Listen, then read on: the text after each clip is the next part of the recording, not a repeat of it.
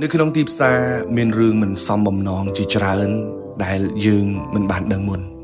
ប្រឡូកនៅក្នុងទីផ្សារត្រៀមចិត្តខ្លះក៏ល្អដែរកុំឲ្យឈឺចាប់នៅថ្ងៃក្រោយពាក្យទាំង5ឃ្លានេះអត់មាននៅក្នុងវចនានុក្រមរបស់ទីផ្សារទេបងអ្នកលក់ប្រហែលជាធ្លាប់ជួបច្រើនហើយបងប្អូនខ្លះដែលមិនទាន់ជួបអាចស្ដាប់វីដេអូនេះបានហើយត្រៀមខ្លួនបើសិនជាថ្ងៃណាមួយយើងជួបរឿងទាំងអស់ហ្នឹងត្រូវរៀនទទួលវាទី1នៅក្នុងទីផ្សារអត់មានពាក្យទ្រនិងពាក្យលួងលោមទេនៅក្នុងគ្រួសារឪពុកម្ដាយយើងអាចទ្រយើងធ្វើខុសតិចតួចគាត់មិនប្រកាន់សម្ដីលើសលួសខ្វះខាតតិចតួចក៏គាត់មិនថាមិនស្ដីទៅហៅមកជាដើមប៉ុន្តែនៅក្នុងទីផ្សារអត់មានអ្នកណាទ្រយើងទេខុសគឺខុសត្រូវគឺត្រូវភ្ញៀវសម្ដីធំដាក់យើងបានប៉ុន្តែបើយើងសម្ដីធំដាក់ភ្ញៀវវិញអត់បានទេគេចាប់កំហុសយើងគេប្រកាន់យើងគេផុសប្រកាច់ប្រខូចអីយើងចឹងទៅនៅក្នុងទីផ្សារអត់មានអ្នកណាមកទ្រមកលួងលោមយើងទេ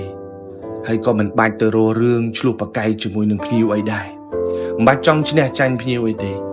អ្នកដែលឈ្នះភ្ញៀវពិតប្រាកដគឺអ្នកដែលយកលុយភ្ញៀវមកដាក់កប៉ៅបានពេលខ្លះធ្វើភ្លេចខ្លះទៅក៏បានដែរវាមិនសូវឈឺចាប់ទៅប្រាប់ខ្លួនឯងថាយើងជាអ្នកលក់ត្រូវតែជួបរឿងទាំងអស់នឹងជៀសមិនរួចទេទី2ទីផ្សារអត់មានពាក្យថាអនុគ្រោះឬយកយល់ទេពាក្យថាសុំទោសនៅក្នុងជីវិតរស់នៅប្រចាំថ្ងៃយើងនិយាយវាបរោះស្ដាប់មែនតើប៉ុន្តែនៅក្នុងទីផ្សារវិញពាក្យថាសុំទោសនិយាយកាន់តែច្រើនអ្នកខាតបន្ទុកកាន់តែច្រើននិយាយកាន់តែច្រើនភ្ញៀវកាន់តែអស់ទំនុកចិត្តជាមួយយើងកាន់តែច្រើននៅក្នុងទីផ្សារនៅពេលដែលយើងធ្វើមិនបានល្អច្បាស់ណាស់ភ្ញៀវគេនឹងទៅរកអ្នកផ្សេងដែលល្អជាងយើងហើយ